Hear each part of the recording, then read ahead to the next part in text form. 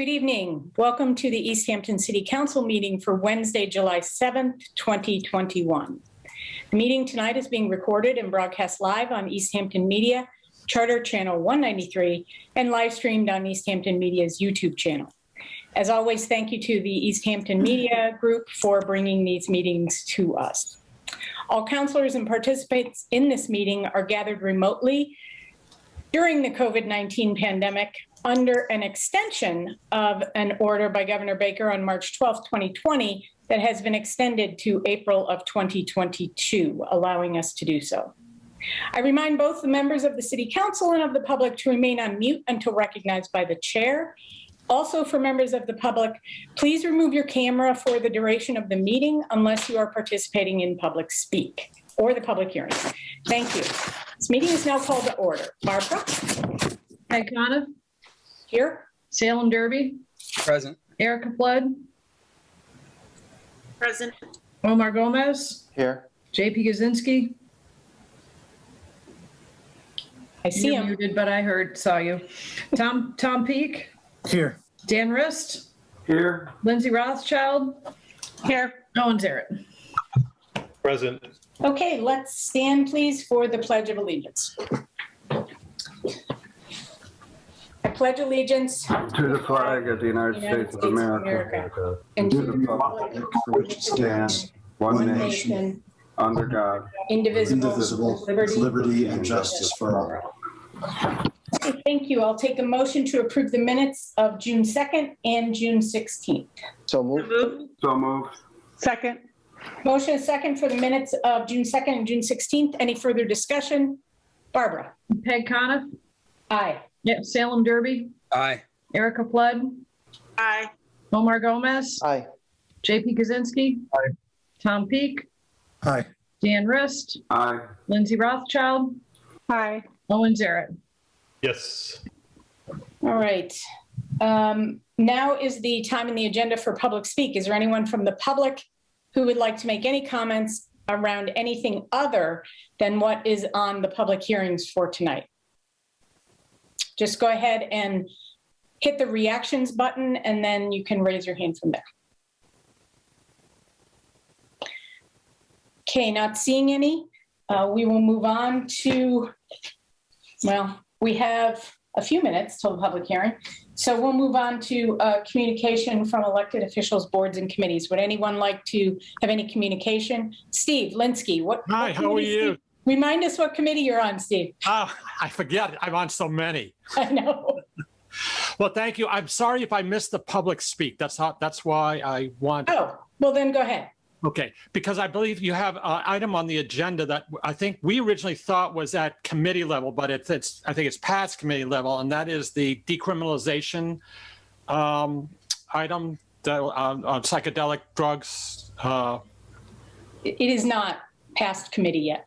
Oh, it's not. It's still in committee. Oh, it is. Yes. I Okay. believe it's in rules. Is that correct? Yeah. Government. I'm sorry. So okay. We haven't even talked about it, honestly. So we're going to talk about it tomorrow night.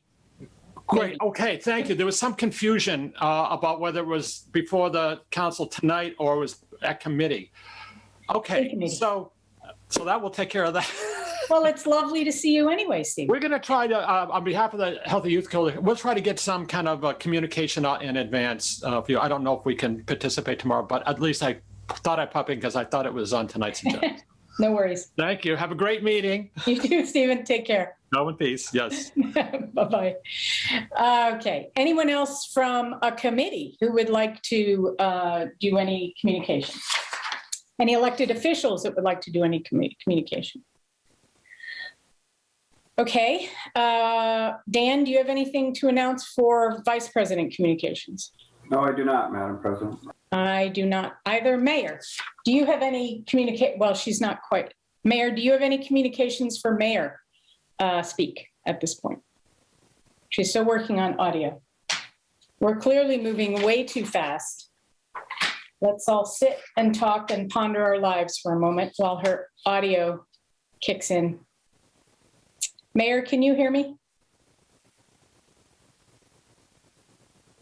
Okay. All right, well,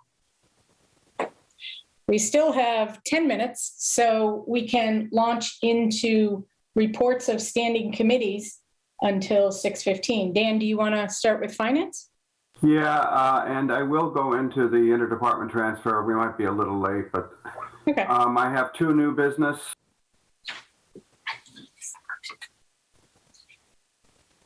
Dan, you're on mute. Dan. My apologies. I will read the two new business and the interdepartment transfer. I think I could do them pretty quick. Okay. The first interdepartment,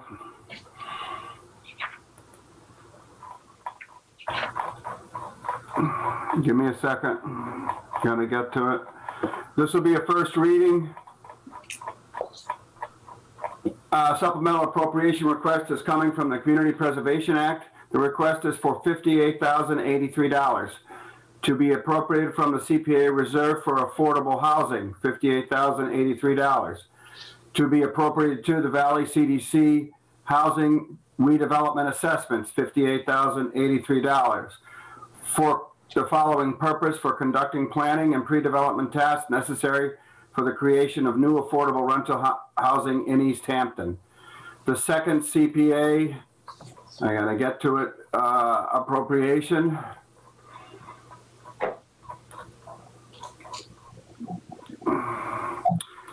Is for $15,000. This appropriation is from the CPA Reserve for Historic Preservation, $15,000 to be appropriated to the Hampshire Hamden Canal History Survey for the following purpose: for the regional collaboration to hire consultants to assist with the historic documentation and preservation of the Hampshire and Hamden portions of the New Haven and Northampton Canal. I move that these two items be sent to Finance Committee and also in one motion be set for public hearing at our August meeting. Second to both. Motion is second to move these two appropriation requests to the Finance Committee and also to set a public hearing on August 4th for a public hearing. Oh, okay. Any further discussion? Okay. Barbara? Salem Derby, Aye. Erica Flood, Aye. Omar Gomez, Aye. JP Kaczynski, Aye. Tom Peak, Aye. Dan Rist, Aye. Lindsay Rothschild, Aye. Owen Zaret, Yes. Peg Coniff. Aye. So, colleagues on the council, we have an unusual situation in which we have an interdepartmental transfer for Medicare and other a late fiscal year issue with, I'm sorry, school Medicare tax and city Medicare tax. The state Massachusetts general law was changed in 2016 to allow the last 2 months of the fiscal year and the first 15 days for cities and towns to use this method to avoid charter mandates and pass interdepartmental transfers to close the books on the previous fiscal year. This is only all that is required if we use this Massachusetts general law is a council majority vote. The president and I have chosen this as it is in the interest of closing the books, and all of the funds that are being dealt with this evening, the reserve funds, were already appropriated through the budget process, and they had a public hearing, et cetera. This is an interdepartmental transfer, not an appropriation. This is not new funds, it's funds that we've already appropriated through the budget process. We had two choices, which we went over with the city attorney. One was to use the MGL or the charter mandates. The charter mandates would have required 2 readings, sending it to committee, and a public hearing. That requirement would have put us into dire straits and probably past the July 15th deadline. As Hadel will tell you if you ask, that would require us, if we miss the deadline, to recap all of our taxes, and we don't want to do that. So we're just closing the books. This particular interdepartmental transfer is from the reserve fund, which is considered a quote-unquote department because we approve it as a department for this purpose, so that we can transfer funds from it to any department in need. At the end of the fiscal year, it comes in handy so we can do this. Now, this Medicare tax issue comes up because in June, step increases, new collective bargaining salaries were added. And although in 2019, in March, our previous auditor caught the fact that we might need this and asked for funds ahead of time, we need to remember that we were in transition between a new human resource director. Emily didn't start, and Hadel was new. So this didn't occur. We are promised by Hadel that next year we will keep an eye on the Medicare and tax, because that always changes depending on how the payroll fluctuates. So this is really simple, but it is a requirement that we do this without charter mandates this evening, or we face a serious tax recap issue. Hadel, have I said everything correctly? Yes, you did, Council Rest. Okay. So, councilors, I'm going to make a motion to, in one reading, approve this evening. If you have any questions, now's the time to ask. Does anybody have any questions before we put this to a vote? Not seeing any. I move that the city council approve an interdepartmental transfer. The amount requested is $17,567.95 to be transferred from the reserve fund. $17,567.95 to be transferred to the school Medicare tax account, $7,663.28, and the city Medicare tax, $9,904.67, for the following purpose: to provide funding for the city and school Medicare tax for fiscal year 2021. Second. Motion and a second to approve the following interdepartmental transfer from the reserve fund to the Medicare tax funds. Any further discussion? Barbara? Erica Flood, Aye. Omar Gomez, Aye. JP Kaczynski, Aye. Tom Peak, Aye. Dan Rist, Aye. Lindsay Rothschild, Aye. Owen Zaret, Yes. Peg Coniff, Aye. Salem Derby. Aye. All right, motion passes. To conclude, we will have a meeting by Zoom at 5 o'clock on the 14th to discuss the two CPA appropriations. And that concludes, Madam President. Thank you. All right, we will now, what time? We'll go into the public hearings right now. So Dan or someone, if you'd like to. Move the public hearings be opened. Second. Motion second to open the public hearings. Any further discussion? Barbara?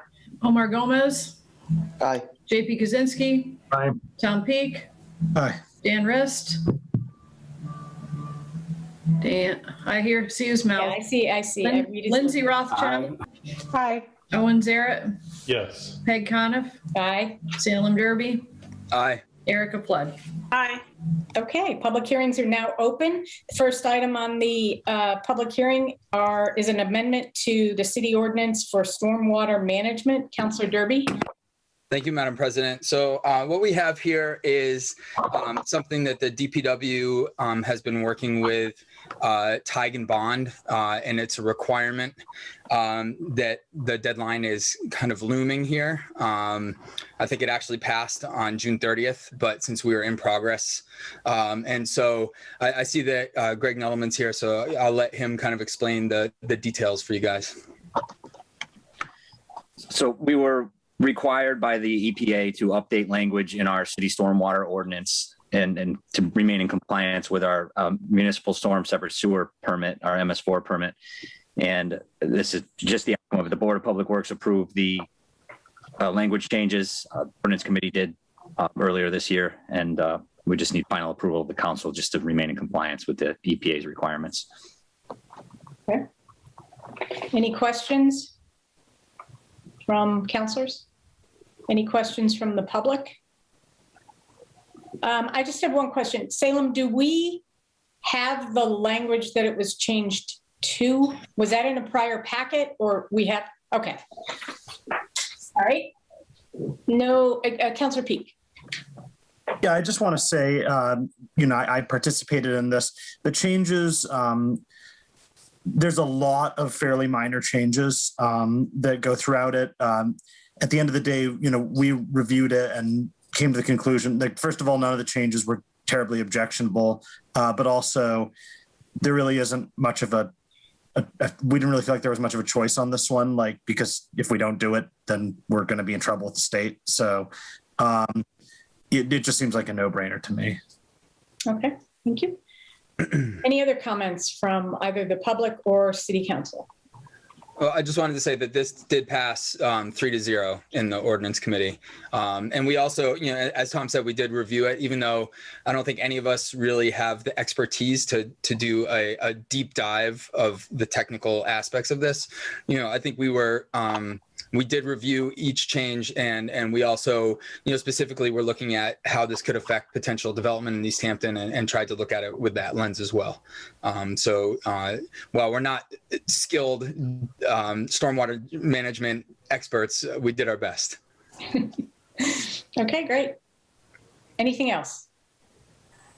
Okay, Salem, I'll take a motion. Okay, I move to amend City Ordinances, Chapter 12, Article 7, Stormwater Management Ordinance, and Article 8, Illicit Discharge Detection and Elimination Ordinance. Second. Motion and a second to amend the city ordinances, Chapter 12, Article 7, and Article 8. Any further discussion? Barbara? JP Kaczynski? I think he said aye. Okay. Aye. Tom Peak? Aye. Dan Rist? Aye. Lindsay Rothschild? Aye. Owen Zaret? Yes. Peg Coniff? Aye. Salem Derby? Aye. Erica Flood? Aye. Omar Gomez? Aye. Okay, motion passes. Thank you, Councilor Derby. The next item on the public hearing is city ordinance amendment for ranked choice voting. Councilor Peak? Thank you, Madam President. Yeah, so this has been a little over a year in the works, but the Ranked Choice Voting Ad Hoc Committee has completed our review. Just to give you like an overview, we ended up like a lot of the parameters that we set, we really closely associated them with what our existing software can do to make sure that the process of the existing software is in compliance with what we want to do. And in cases where there were multiple options, we discussed those options, which for the most part don't actually make much of a difference in terms of the ultimate results, but just sort of the workflow. And a lot of what we did was sort of working around sort of the workflow for how to process things like write-ins and stuff like that. So the ordinance is now available. I think to really introduce it, I'll turn it over to the committee's chair, which is Dan Gilbert, and he can sort of walk you through what this looks like. Great. Hi, Dan. Welcome. Hi, guys. Thank you, Madam President. Thanks, Tom. Yeah, I mean, Tom covered a lot of it. This is not a particularly long ordinance. We tried to keep it brief. Another goal of the committee, actually, I'll start by saying that there were no major disagreements on the RCV ad hoc committee. We operated as a majority, but there was pretty much unanimity in most of the big changes and most of the big decisions that we made. So the ordinance is software agnostic. That was one of the decisions that we made. So it doesn't specifically speak to the software, and that's because software is something that can change with vendor and machine. But we did write it with the current vendor and the current machines in mind in terms of their capabilities. So, like I said, it covers kind of the overall tabulation process. It covers various software settings that some have an effect on the results and some don't. The committee, myself in particular, thought it was important to have a public document that explained some of those software settings in plain English, which is an amendment here. It's not specifically part of the ordinance, but we included it and did it in advance of the ordinance being submitted because, because I wanted the city council to see what it would look like. This is something that can be changed and updated by the city clerk's office in future years, but it's plain English explanation of the various settings that do have an effect, and those effects are reasonably small. But the committee did discuss them in depth. A lawyer hired by the city has reviewed the ordinance twice, and we've had an opportunity to revise it based on both of those reviews. There are no outstanding issues from the lawyer. And yeah, other than that, I'll take any questions that folks have about specifics. Yeah. Councilor Rist? Thank you. 2 questions. What happened in New York City disturbs me, but I know we're not New York City. Barbara, absentee ballots and mail-in voting, is that counted on the same day as the vote, or do we delay all this because like they did in New York? No, absentee ballots and by mail have always been voted, it's always done by election day. At this past time, we were able to process ballots ahead of time, but, they're always done, right in with all the rest of the ballots. So the results, if I understand this correctly, if we have a ranked choice voting need because there's 3 candidates and nobody's gotten 50% in the first tabulation, is that immediate, Dan? Does that happen immediately through the software, or does Barbara have to push a button or something? I'm just curious about that. Well, good question. Thanks, Dan. A button does need to be pressed in the software. So what we get at the polls at the end of the night is what we have always gotten at the polls at the end of the night, which is first choice votes. So we have, that looks almost identical to what we have now, and those are unofficial results, and they're posted at the polls. And then, and some of this is up to the discretion of the clerk's office as to how they want to release preliminary results or not. But we will be dealing with write-ins the day after, and we will be dealing with any ballots that are unreadable by the machine. So if it's mangled, if it's marked oddly and the machine scanners can't really read it, we're going to be dealing with those the day after. Once those 2 processes are finished, the write-in reconciliation and the any unreadable ballots, then we can run a full tabulation and get results within about 5 to 10 seconds. So you're talking about the next day. Is that what I'm hearing? The next day. Okay. Now, similar to how some other municipalities have done it, we could do a preliminary result before those are taken into account. I wouldn't necessarily recommend it. I don't particularly think that's a great idea, but there's nothing stopping us from releasing those preliminary results. I'm gonna let Barb ask or say her what she needs. Okay, so how I think we're gonna, this is how I envision us doing this. Election results on election night are always unofficial results. They always have been. I don't see any reason why, we'll wrap things up at the polls. The machines will come back to my office. I think we'll take the memory cards out of the machines and we'll run it through, we'll put it into the software and we'll run that report. Now, chances are the write-ins and any odds and ends that aren't able to be read very unlikely that they would change anything. But anything that comes out on election night, and I think, we should make sure that people know that's unofficial, but I don't see any reason not to run, to put the memory cards into the software, run the report, and put that out there as the unofficial results. So you're saying you would... Hang on, Dan, hang on. I want to make sure everybody gets their questions in. Well, Councilor Pete. So just to put it another way, like if somebody wins by 200 votes and there's only 50 write-ins, then they're going to still count those up, but there's no way that changes the result. So there's a possibility that, and this is always the case on election night, there's a possibility the results come in and they're so close that stuff that has to be gone over the next day is going to make a difference. In most elections, it won't, but that is always a possibility. And since the dawn of elections in Easthampton, we've had mangled ballots and write-ins that have to be counted the next day. So that is not new, right? No, that's not correct. We've always done them at the polls. Oh, really? The Yeah. same day? Yes. Oh, okay. But then, it always is like, you want to make sure you double check your numbers. Yeah. Make sure you don't have anything so that the numbers that come out on election night are never, ever Right. official. Okay, Dan? So just to clear it up, the first tabulation is like it always is. We need a ranked choice voting tabulation because somebody in a three-way race for mayor, for instance, doesn't have 50% of the vote. Barbara, you're going to do it that night because you feel it's unofficial, and then the next day, if it's real close, the next day may be involved. But if I understand it, that night we'll have an unofficial result, ranked choice voting wise. Right. That's what you're saying. Right. And at the polls, the machines will print out a printout just like they always have.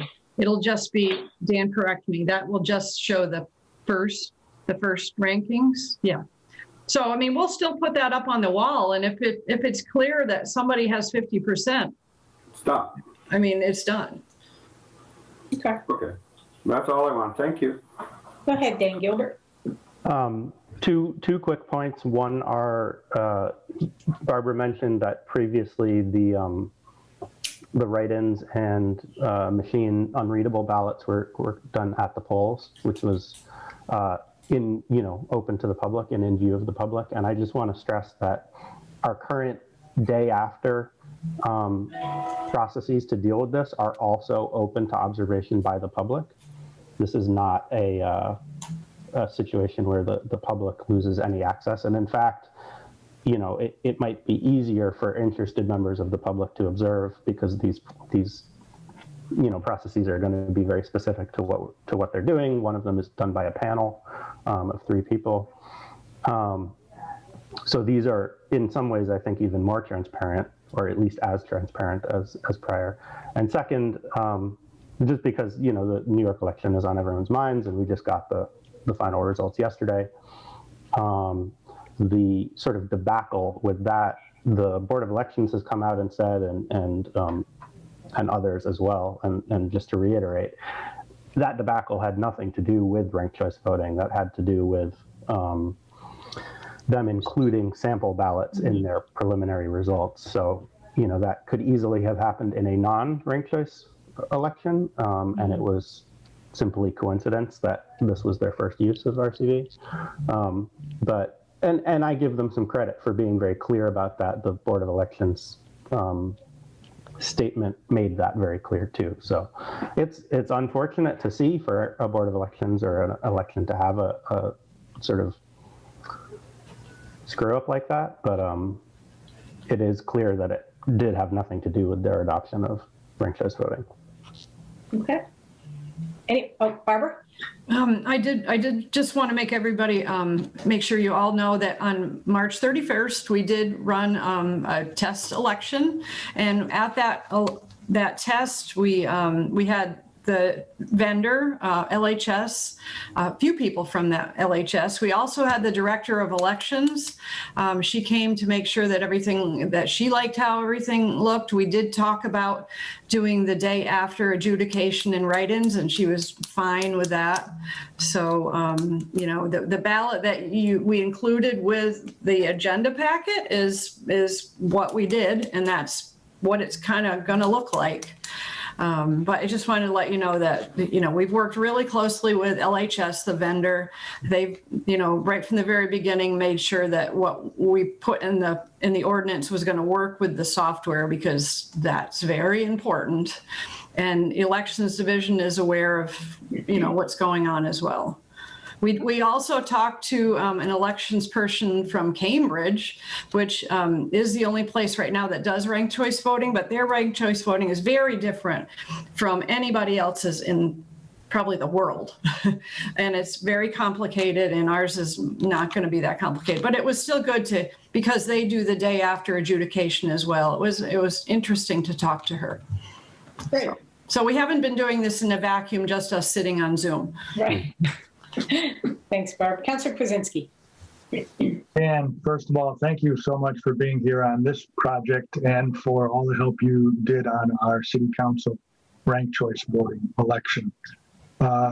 Great job. Maybe this is digging into the weeds, and I wanted to be sure I understood the answer and maybe I missed something, so please help me with that. I believe you said that some of the choices you made in determining the software buttons, the software decisions, affected the outcome of, might affect the outcome of the election. And that always picks up my ears. I wanted to be sure the public understood if there was something there like, okay, that this will change the results somehow. Just wanted to be sure that you explain that for us, please. JP, that's a fantastic question. Thank you for asking it. It's you know, I don't even consider that to be the weeds, although I'm happy to get into the weeds because this committee certainly, you know, had to write this ordinance. There is a difference between decisions that are made about an election that could potentially affect the result and processes of an election that would somehow change the result. So I want to make it very clear that there is nothing involved in the ranked choice voting process or the software decisions that we made that would open up to a result somehow being changed by any individual's discretion or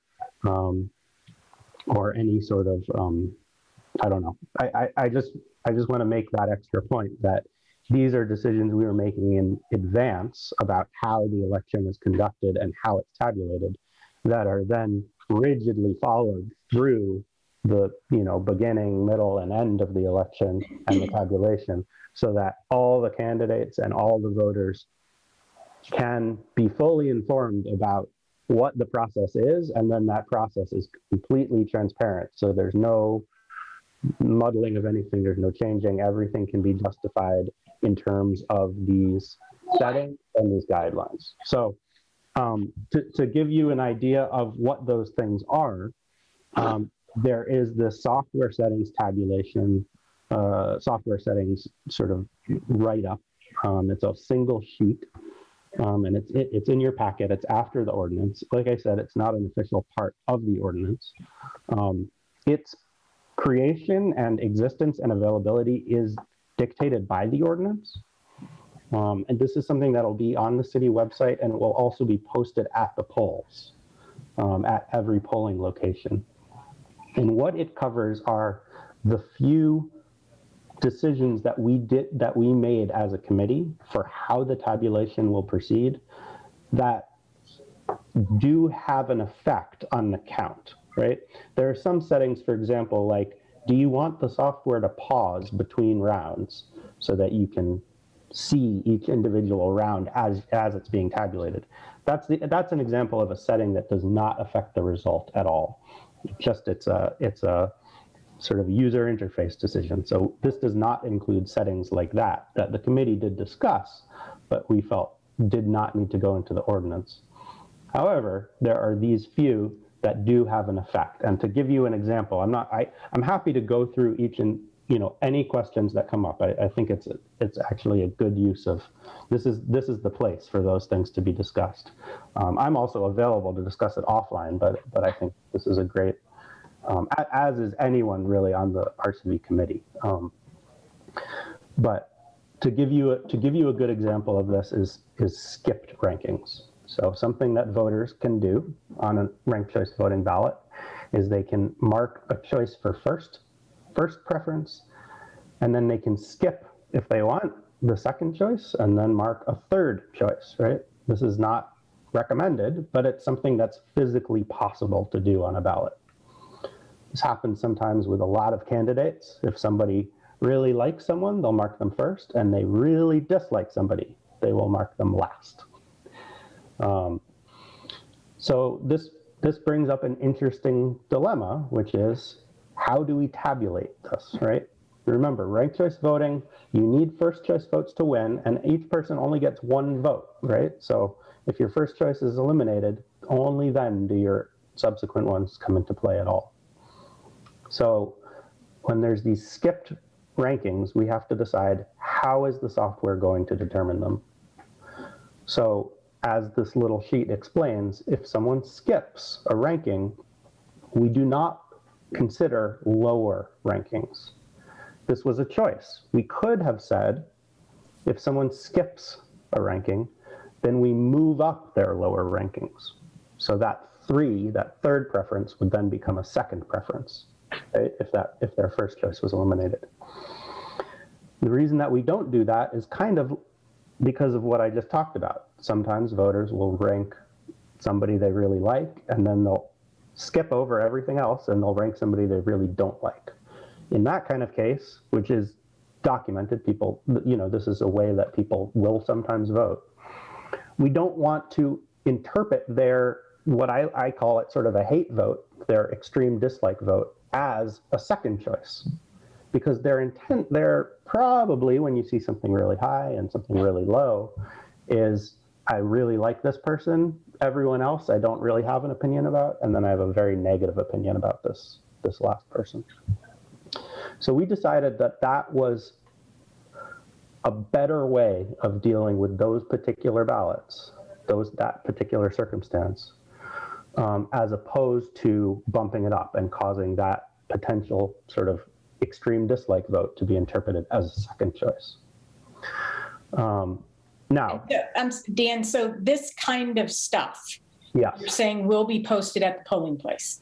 Correct. So that sheet that you see, that little printout that's not part of the ordinance, that sheet, the clerk's office has discretion to amend and modify that sheet, but it can also just be used in the form it's in. It's in a good shape, and the committee has approved it. So that sheet will literally be the sheet to be posted, and so any voter, any candidate, et cetera, can read that and see exactly how these situations are handled. And there's not many of them.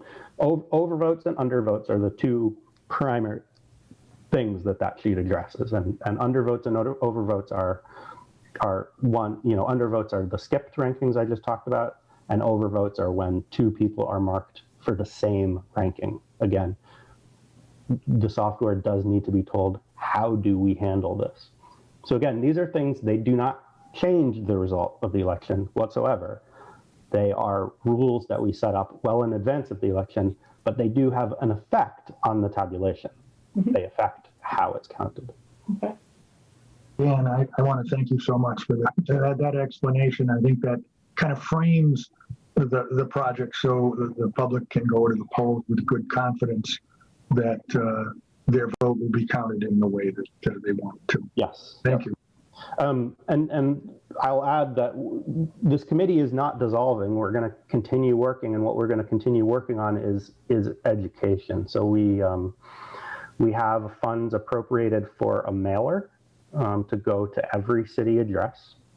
So that has not yet been written or designed, but it will go out before our first ranked choice voting election. And we're also looking into other ways of doing voter education and outreach. We want everyone to be informed about how this works, and that's going to include people at the polls, being there to help people if they have questions about it, having this printed information there, and being able to mail something to every city address and PO box. So, okay, Councilor Rist. I want to thank you. I was going to ask about that mailer. I'm just going to say this, and I know you guys know this so well, this ranked choice voting, but you need to remember that you need to make it idiot-proof. Don't make it too complex. Don't make it too geeky. Sorry for the term. We need to make sure people understand it in the simplest terms. What you just described, if you vote and you mark no ballot, the fifth ballot, there's 5 people running and you mark number 5, that's going to stay there. As simple as you can, if you need to explain things. That's all I'm going to ask you to do, because we're going to get a ton of calls. What does this mean? And of course, I'm going to give them your phone number, Dan. Great. Sorry. Okay, thank you. We're on the same page. I completely agree. Okay, anything else? Dan Gilbert. Anything else? Tom Peake. Councilor Zaret, I saw your hand go up. Thank you, President Conniff. I served on the committee as well. Just want to give quick input, just because I deferred most of the times to our resident experts and participated where I could. It was an honor to serve, and I was I think Mr. Gilbert touched upon, how the committee was pretty much in harmony with the decisions we made, and it was really a pleasure to collaborate with everyone else involved. I see Sarah Moroso's here, and obviously with Barbara. So I'm looking forward to the rest of the discussions. And just as another member of the committee, I don't have any particular concerns about the conclusions we came up with. And obviously, thanks to everyone. And Dan, great job chairing it. So thanks. Any other questions from anyone of the council? Any questions from, that was a very timid raise your hand, Lindsay. Well, it's not really a question. It's not really a question. It's just, I love the tabulation settings handout or whatever that you created. And I know that many of us volunteered in the ranked choice voting initiative to do little info PR. So I'd be happy to do, I'm sure other people would, but I'd be happy to do an infomercial and just like explaining it, put my teacher hat on. So anything I can do to help, that's all. Okay. Anyone from the public have any comments? Okay, I'm not seeing any. Do we need a motion, Mr. Peak? Sure.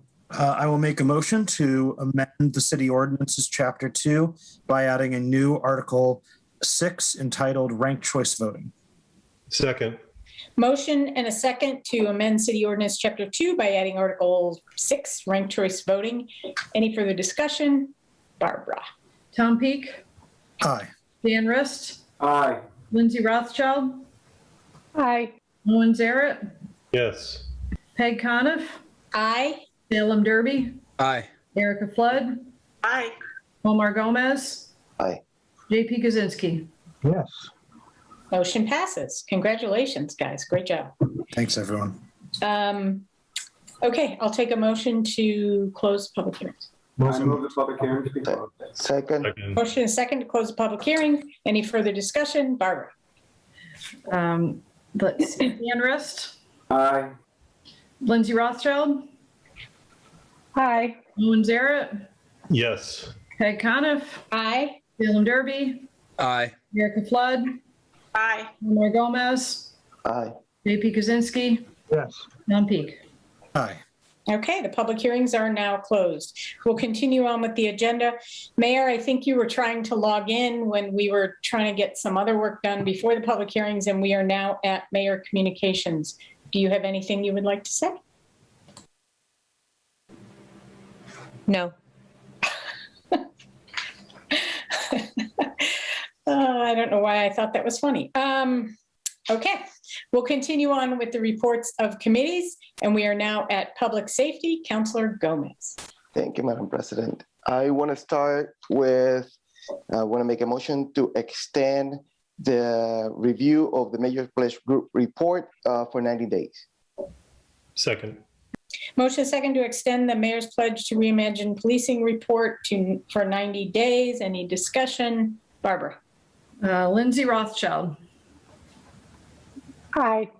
Owen Zarrett, Yes. Peg Coniff, Aye. Salem Derby, Aye. Erica Flood, Hi. Omar Gomez, Aye. JP Kaczynski, Yes. Tom Peak, Aye. Dan Rist. Aye. Motion passes. So we met last night, and we had Chief Norris. He's giving us a quarterly report now from the fire department. I encourage everybody to watch the video. The report was kind of long, so I don't want to repeat everything what he said, but I'm going to try to be summary some stuff that he said last night. The fire department hired 3 new firefighters.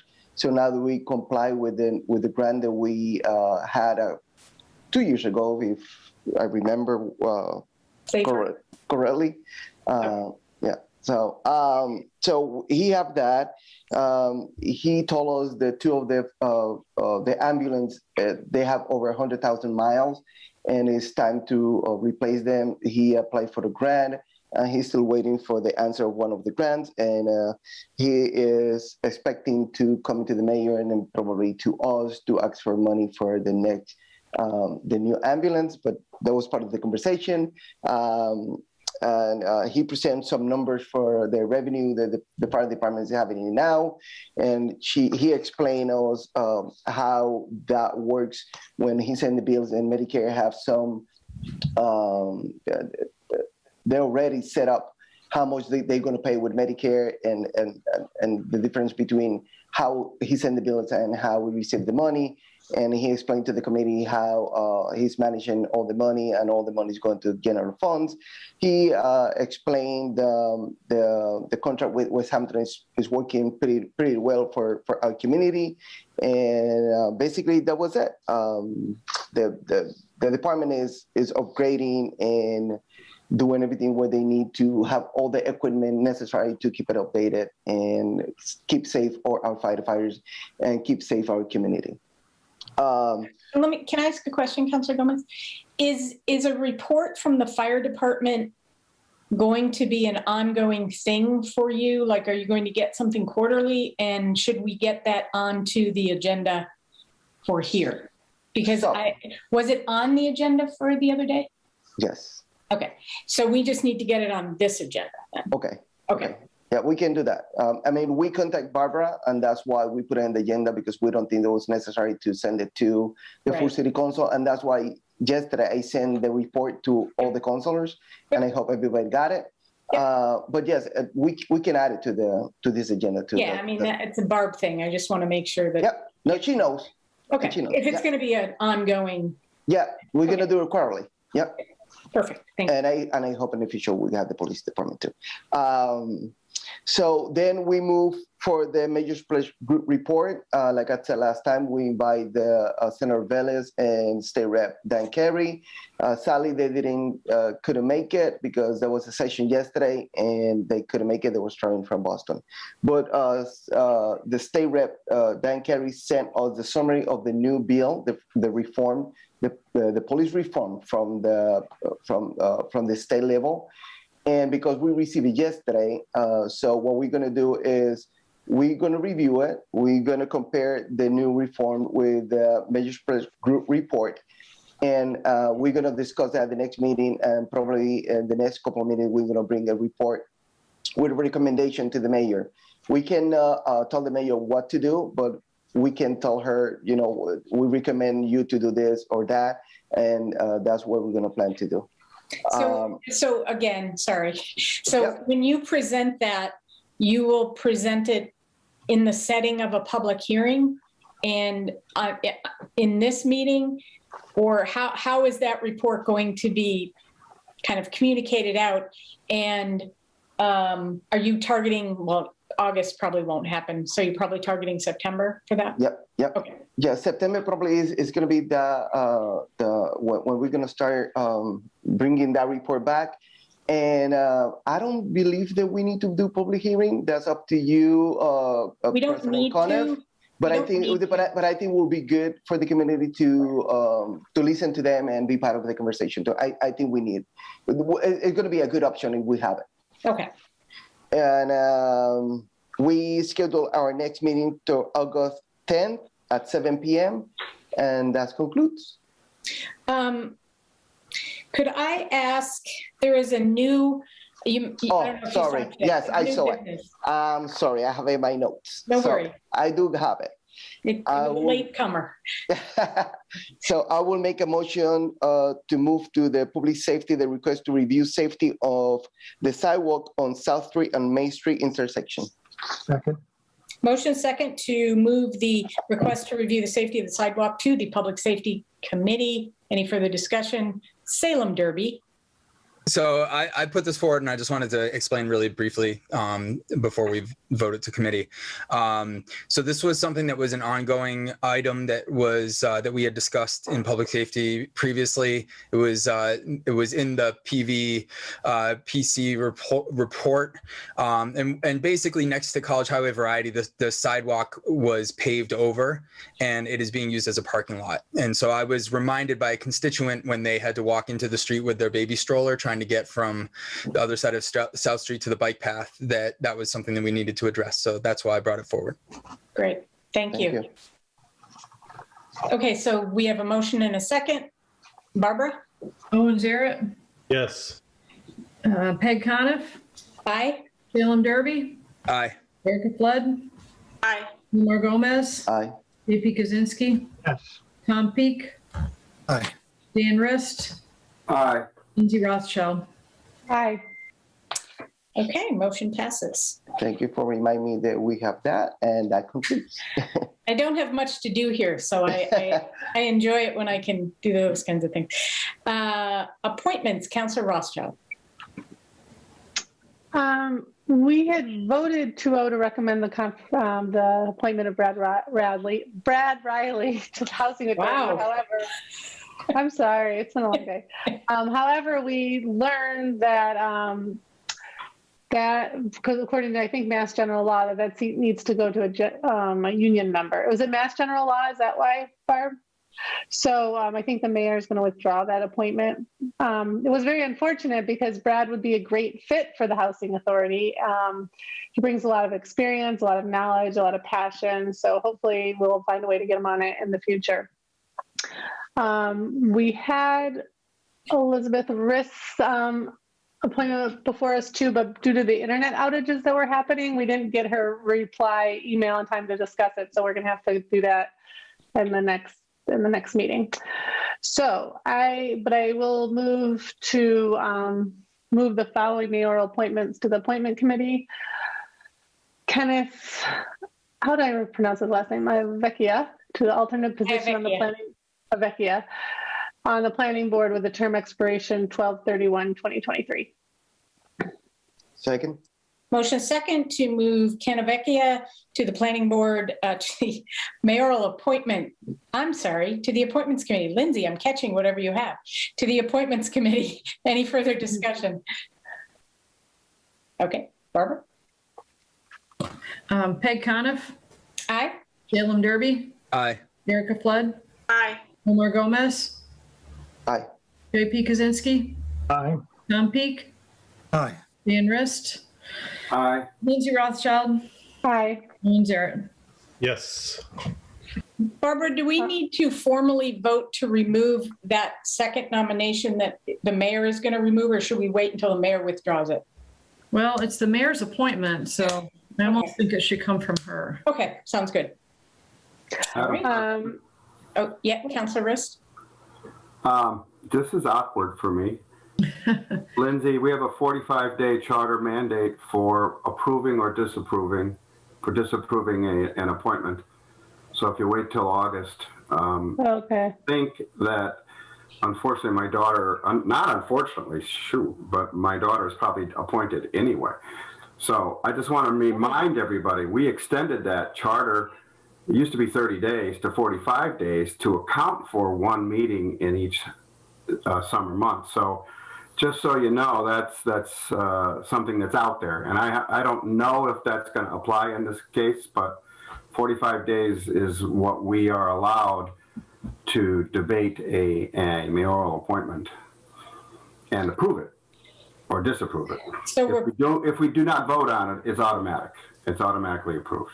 So I mean, so I mean, we did get a response. It was just that before we could discuss it. So, I mean, I'm fine with it just happening. But, so I mean, we have two scenarios then, if that's true, Dan. We have the one that the mayor put forth will automatically go, correct? Even though, or will that by default, because they need to be a union person, not go? I mean, we have to do both of these, I think. Otherwise, they'll both be approved de facto.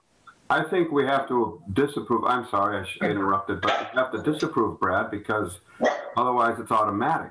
Right. Okay. Even though the mayor will probably send it. I'm just remembering the charter. I have to go look at it, but yeah, we have to vote on it. Barbara, do you have a comment on that? Well, I think you could vote to disapprove it due to the person not having the qualifications needed for the position. Yep. That's what I'm saying. Yeah. Okay. So should I make a motion to? Erica has her hand up. Yeah, for that. Oh, Can I I'm just, sorry. just like a point of clarification? Who's talking? Oh, hi, Erica. Committee, I feel like I didn't miss the meeting, correct? We just haven't had the meeting, so I'm a little confused. I know we spoke with Brad, but the Elizabeth thing is new to me. I haven't gotten this information. So what is? It was presented to the city council on June 2nd, and then it went to your committee. And so from June 2nd, we count 45 days per the charter, and if no action is taken on it, it is the same as approving it. Okay, thank you for helping to just clarify. No worries, no worries.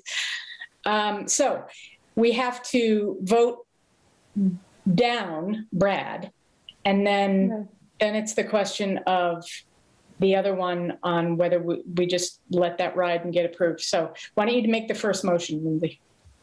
Okay, I'll make a motion to not approve the appointment of Brad Riley to the Easthampton Housing Authority. Do it in the positive, and we'll vote in the negative. Right.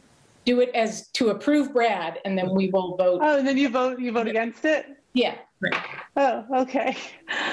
This is so confusing. Okay, I make a motion to approve the appointment of Brad Riley to the Easthampton Housing Authority with a term ending 12/31/2022. Second. Motion second to approve Brad to the Affordable Housing Committee. Barbara. Salem Derby. No. I know. Erica Flood. No. Omar Gomez. No. JP Kaczynski. For the above stated reasons, no. Tom Peak. I really hate to say no on this one. I guess I have to. Yeah. Dan Rist. I'm sorry too, no. Lindsay Rothschild. With deep regrets, no. Owen Zaret. Yes, just for the record, the no, just to remove from consideration. Wait, what's your vote? I'm sorry. It's a no vote, but just to clarify that the intent is to remove him for consideration as. Okay. Ed Conniff. No. Okay. Brad is not going to be on the affordable housing because he is not. No, Housing Authority. Oh, Housing Authority, because he does not meet the requirements of the Housing Authority Committee Board. Okay. Now, what do we do about, is it Elizabeth Rist? So back to the original issue. If we wait until the August meeting for you to bring her forth for approval, she will de facto already have been approved because 45 days will have gone by. If you're cool with that, you're cool with that. Otherwise, we can vote tonight and do the affirmative. Councilor Gomez. I'll make a motion. Oh, go ahead. Councilor Gomez. Thank you, Madam President. I just want to inform from the public where they can find that information. And the charter is section 2.10, if I don't miss it up, I think is, section 2.10, when they said appointment made by the mayor shall become effective 45th day following the date on which notice to the proposed appointment was filed with the clerk of the council, unless the city council shall with the said 45 days vote to reject it, such appointment, or unless the city council anyway keep going there, but it's section 210 for the public if they need to find it. Okay, thank you. So I read her responses to her questions, and I would like. Can I make a motion? Absolutely. We didn't discuss it in our meeting. There was Point of order. I see a hand. Yep, and I'll get to it, Councilor Krasinski. Yep, I'll get to it. Is made. I will get to it. Hang on, Lindsay. So you're going to be asking for the approval for this person? Yes. Okay. Councilor Zaret. Thank you, President Conniff. My question to the committee, just for the sake of the record, I'm assuming that the applicant's materials were reviewed, and just asking if there were any concerns to better inform my vote. There were no concerns. I can look at it again right now to refresh my memory, but. Can I refresh? I'm sorry. I'm thoroughly confused. Did I miss a meeting? Because this is what happened, Eric. No, Erica, what happened was we sent the emails out to Brad and Elizabeth, and I didn't hear anything back from Elizabeth, and I sent her another email. That happened to be a day in Easthampton where, because of outages, emails weren't getting through. But since So then, you've received a response and the rest of the committee has not. I'm just making sure that, because I think I forwarded it, but let me check. I don't know. I see nothing. So I cannot vote on that. I'm sure she's a lovely person. And I know, Okay, I'm just saying, point of order, I've not had a chance to review the materials. So So just to be very clear and very transparent, if we do nothing tonight, she is on the committee. I hear that, but I'm not going to vote when That's my totally charge is fine. to review materials. So I just want to, I Well, just so apologize. you know, Erica, I sent it to you on June 8th. I sent it to you and JP Kwasinski on June 8th. So I just checked my sent email. I forwarded it immediately to both of you. So it's okay if you didn't take time to review it, but I'm just letting you know that it was sent. Yeah, I'm just thoroughly confused because there's nothing in my email box, my inbox. I'm looking at it Okay. right now. So that's all. Okay. So, we can, it's up to you, Councillor Rothschild, if you want to present it and we'll vote, or if we just de facto let it go. Wait, hang on, Councillor Riss. Go ahead, Lindsay. What I would like to do is I am not going to present it. I'll let her just get on. And the next meeting, I'm going to review her qualifications after she just de facto gets on. Okay. Councillor Riss. I was just going to suggest that send her resume because perhaps Erica didn't get it because of the same problem. A lot of people didn't get emails back then. And if, this is awkward for me, but if everybody abstained tonight, then she would be voted down. And that would be not the intent, I don't think, of the committee. Yeah. Correct. Okay, so we will just let that ride. Okay. And you've moved the other, did we move the other? We did. Ken, we moved to your committee. And our next meeting is June 28th. July 28th. It says, I'm just going to go to sleep right now. July 28th at 5 p.m. It's a Wednesday. Okay. And thus concludes. That was the most exciting committee report we have had in a long time. So thank you for that, Councilor. It's never happened, by the way. I know. So yay. Okay, Councilor Derby, ordinance. Thank you, Madam President. Ordinance met last Tuesday. I believe it was the 30th. We discussed some changes to the plastic ordinance. And you can see the other item on our agenda. We had the public hearing tonight and resolved that. And so what I said I would do is I would set a public hearing for the changes that we made in the plastic ordinance. There were just a few kind of housekeeping changes that after, we passed the original one in consultation and seeing what the landscape looks like, we needed to tweak a couple of things. So I guess I'd like to set a public hearing for our next meeting at 6:15 in the form of a motion. Second. Motion and a second to set the public hearing for the plastics ordinance amendments to August 4th at 6:15. Any further discussion? Barbara. Erica Flood, Yes. Omar Gomez, Aye. JP Kaczynski, Yes. Tom Peak, Aye. Dan Rist, Aye. Lindsay Rothschild, Aye. Owen Zaret, Yes. Peg Coniff, Aye. Salem Derby. Aye. Salem, can I ask just one question? You would like the current version? Yeah, have you changed it since the one that was sent to the council? I think we made a couple tweaks, and Owen has that, so I'm sure he would be happy to send it to you as ASAP. Yes, that'd be wonderful. Will do. Make sure that happens. And did the attorney get a chance to look at it, Salem? I don't think that the attorney. Material? It wouldn't need an extra review, and I don't. Is there any money for a more solicitor? No, we're way into 2027. Doesn't matter anyway. But no, they're all pretty minor changes that I think probably would fall, outside of. Anyway, it looks like Owen has his hand up, so I'll let him talk. Councilor Zaret. Thank you, President. Councilor Derby, I never speak without the president recognizing me first. Yeah, just to corroborate what the chair is saying, they were really minor housekeeping issues that were completely in the spirit of the original ordinance, and I would agree did not need solicitor review. And so, and Barbara, yeah, I'll send them along. I don't think we made any change to the language that was submitted in the agenda packet, but I'll just double check that for you. Okay, thanks. Okay.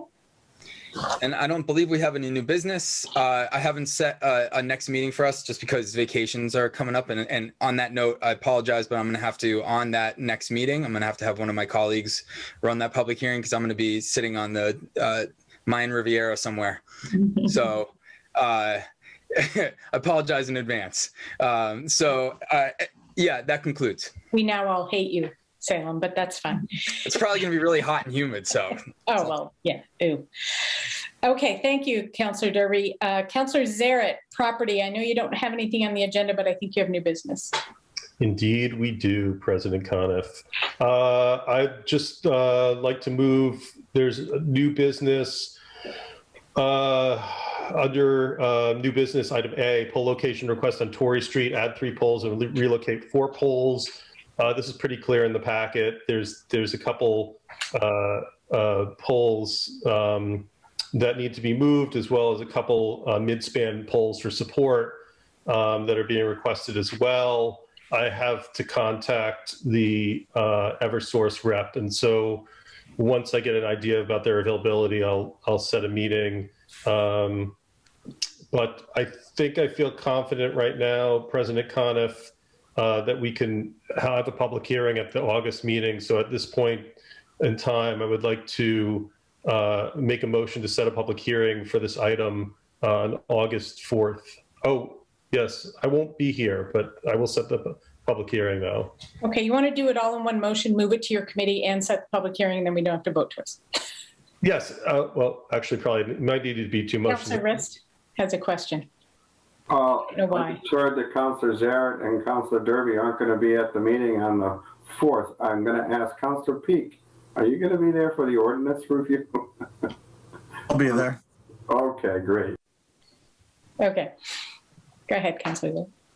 Well, I just wanted to consult, it's okay to make a motion for both? Okay, I'd like to make a motion to, a single motion with 2 parts. First, to move this new business item A, pole location request on Torrey Street, add 3 poles and relocate 4 poles to the property committee, and to set a public hearing for this item on August 4th. Second.